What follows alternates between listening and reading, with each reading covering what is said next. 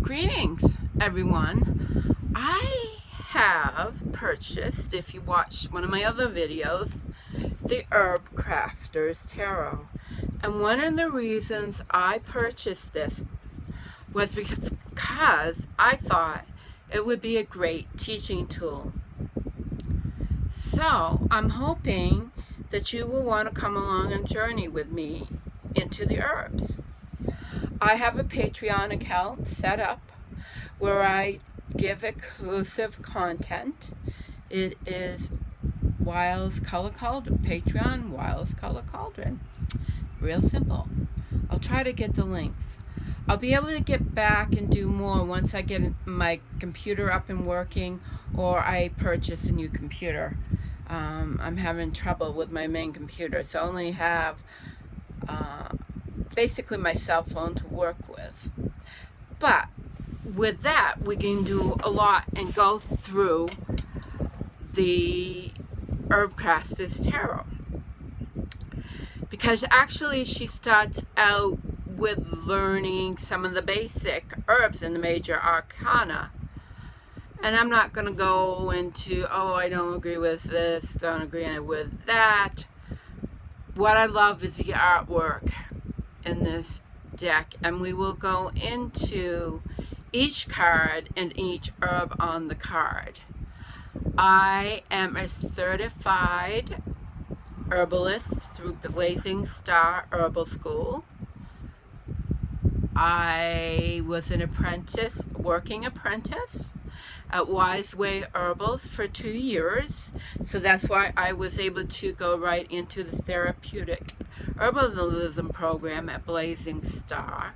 I also studied with Susan Weed, and among others, I've taken workshops too.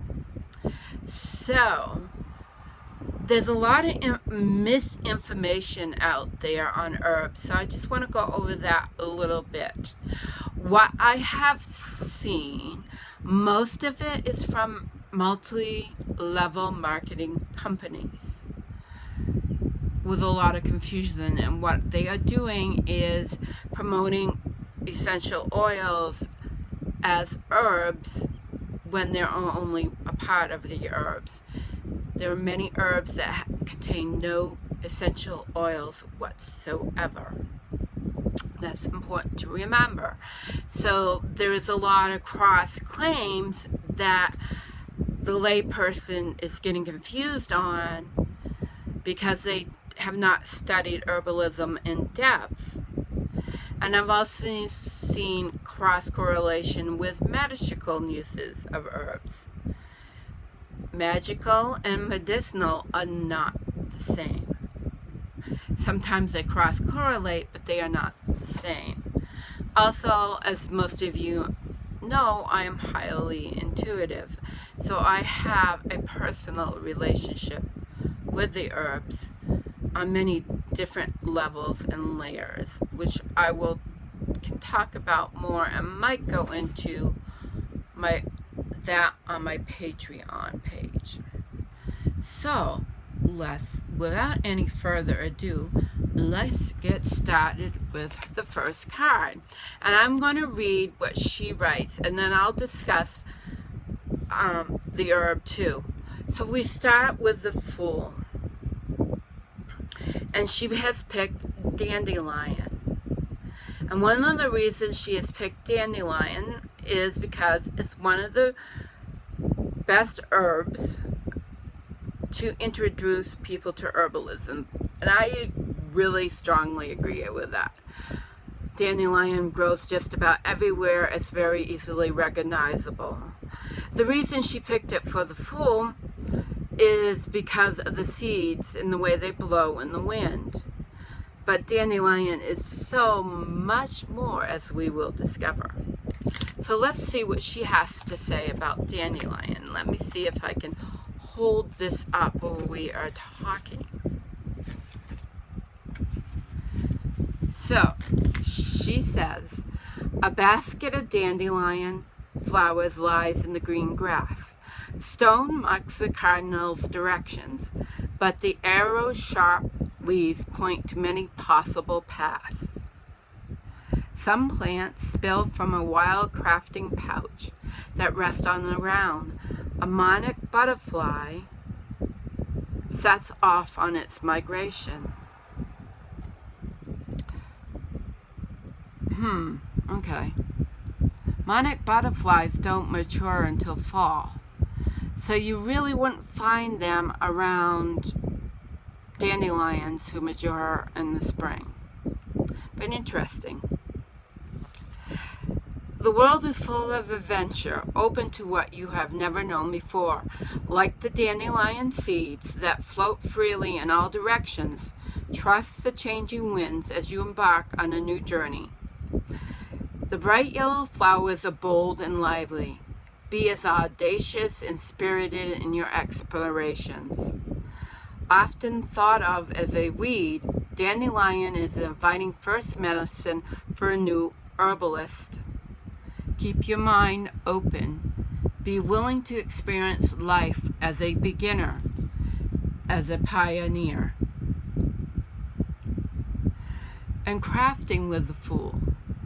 She says, harvest a dandelion seed and wear it as an amulet when you set off on a new journey. Now, they're very tiny. That's going to be interesting to harvest. Make a dandelion vinegar and sip it when you need to be bold and audacious. Which part of the dandelion? Practice finding wisdom in unlikely places. Create a mandala with the weeds. I think that's a good idea. Create a mandala with herbs. Because we don't call them weeds. Weeds are only a plant that is not growing in a place that you want it to be growing. They don't care. They grow where they want to grow, wherever they're happy. So, what are some of the uses of dandelion? There's lots. But before we get into that, let's talk about the parts of the dandelion. And this is why it makes it such a wonderful introduction. We have the flowers, we have the leaves, and we have the roots. And this is what makes it such a wonderful introduction to herbalism. We have 3 distinct parts that can be used as medicinal. We have the root, we have the leaves, and we have the flowers. Pretty cool, huh? So, this is a great introduction because when do we harvest the roots? Obviously, we know when to harvest the flowers. When do we harvest the leaves? Do we wait until the plant is in flower to harvest the whole plant? Roots and all? Will it hurt the dandelion if we harvest the roots? These are a lot of questions that you need to ask yourself with any herb. And so the answer, so we will start with the root. The best time to harvest the root is before it really shows hardly any growth. When its teeny tiny little leaves are just starting to grow and you can recognize the leaves as a dandelion. So that would be early spring or late fall. Actually, early spring is the best time when it's still cold out and all that energy is in the root. Harvesting the root at any other time other than late fall or early spring, you're not going to get the benefits of the roots. And that is why some of these companies that harvest roots and say, oh, we remove the flowers from our roots. They're not giving you the best time to harvest the dandelion. So a lot of people will say, oh, well, this don't work. Well, honey, it's not going to work if you don't do it right. You got to do things at the right time. In the right season. That is why herbalists are mostly witchy, because we follow the seasons. We have to be well aware what's in season. That's a given. So that's when we harvest the root. We don't harvest it any other time. Will it hurt the dandelion? Most likely you're not going to get all the root, and that's what the dandelion loves. It's going to grow more dandelions, especially if you have a little tiny piece of the root behind. You just gave it a reason to grow. Isn't that wonderful? Well then, you might ask, when's the best time? When should I harvest the leaves of the dandelions? The leaves should be harvested after the time of the roots. So that's when they're nice and full. And that's before the buds even show up on the flowers. So that's going to be springtime. Not early spring, but late spring. And it all depends on the weather. What's the weather doing? As it, that makes a big difference. So you're going to harvest the leaves before you see any sign of a bud. Now, you can harvest the roots and the leaves, because when you usually harvest the roots, there's going to be a few little leaves on the top, and you're more than welcome to take the whole part of the plant then.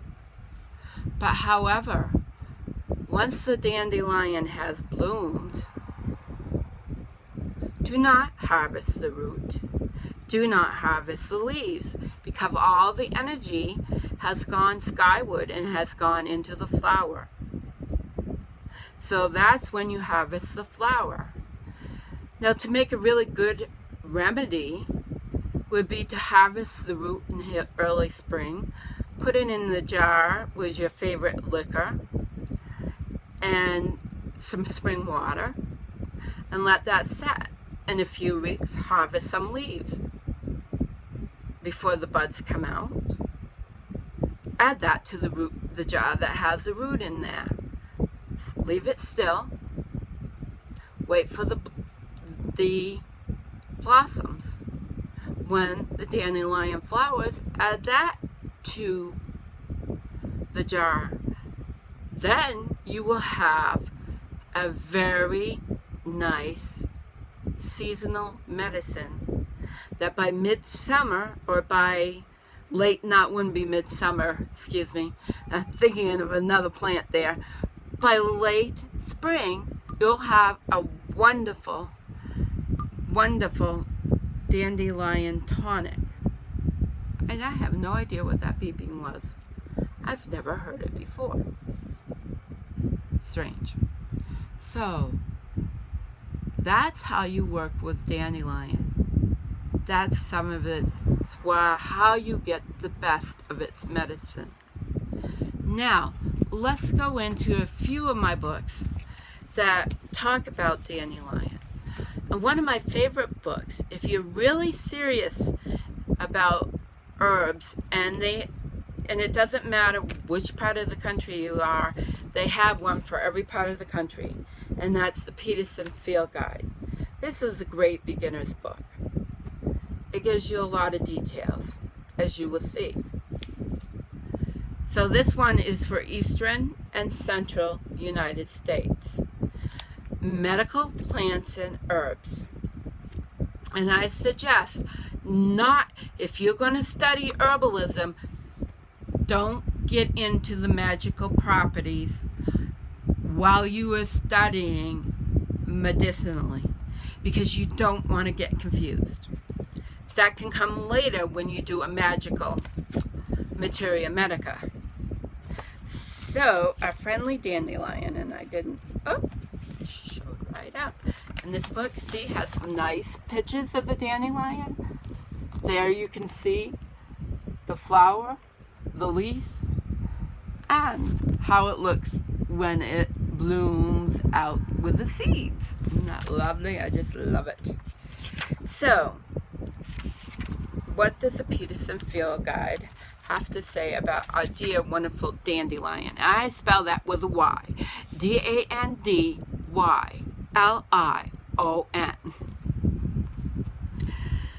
So, it is from the composite family, and the most notable uses are roots and leaves. I must admit, though, dandelion is also known for dandelion wine, and the parts used there are the flowers. My dad made dandelion wine from our yard because we always have had an abundance of dandelions. And I still have some, and I'm saving that for a special time, so if some people want to come and visit with me someday, we could break out the dandelion wine.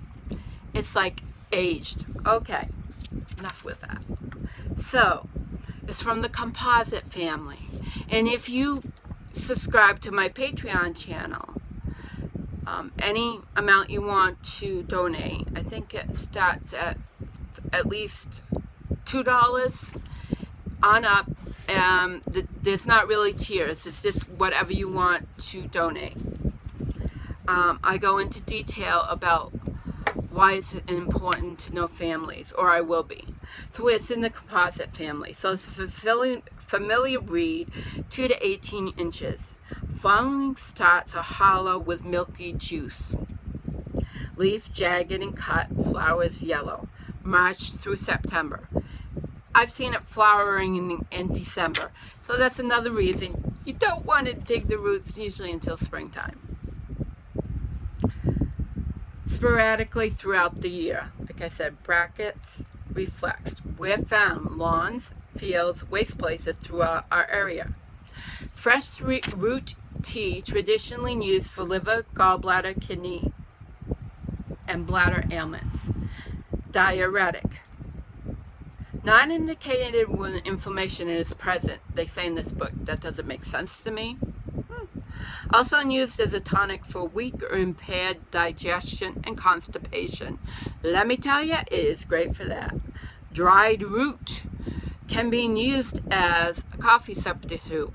And let me tell you, I drank a lot of that one time and it worked great as a laxative.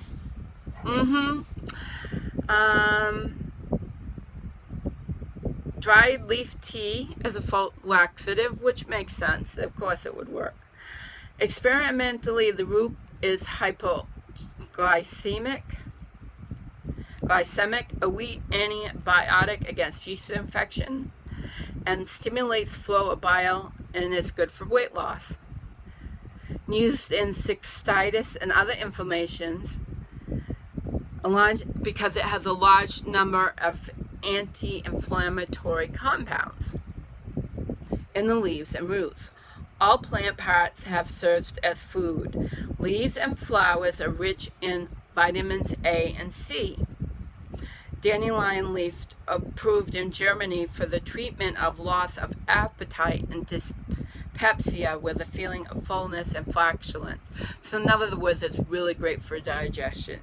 Too much, though, it can really over your digestion. The root is all approved for treatment of bile flow disturbances as a diuretic to stimulate appetite and to treat dyspepsia. Contact dermatitis reported from handling the plant, probably by latex in the stems and leaves. So that's another reason, is to know what's in what the constituents or the chemical makeup of the plant is very important, and that can tell you give you a good clue as if there's a bogus claim out there about the plant. Now I just went on for 19 minutes here, so I was thinking of doing 2 or 3 cards at a time, but actually I think it's going to work out better if I do 1 card at a time. So this will be a series, and I may go live if I have a lot of interest with this, which I hope I do, because like I said, I think this is a great teaching tool, and I encourage you to look up some of these plants. This is a great beginner's book. You have nothing else, this is a wonderful place to start. Also, this is an old book, but I believe it's still in print. The Herb Book by John Lust. I think some people already have that. Michael Tierra, some of you tarot people are familiar with him. He has several herbal books, and he is really a wonderful herbalist. I don't think he knew tarot too well, but he is a wonderful herbalist. So I would encourage you to check that out. There's a whole bunch I have on my Patreon where I go into some wonderful herb books that can be used for teaching. So I hope you enjoyed this. Give me a thumbs up if you like this. Then I'll know if it's something I want to continue with for my YouTube people. If not, I will probably just throw this over to Patreon and do that for my subscribers. So make sure to hit the thumbs up. Check out my website. There's a link there. If you can't find my Patreon, the easiest is to go to my website, which is Wiles Color Cauldron. So it's just www.wilescolorcauldron.com. And you'll find all the information there you need. Check out my merchandise, my knitted and sewed items that I have for sale. I need to replace my vehicle, so any help is appreciated. So hit the thumbs up, and I will see you in the next video.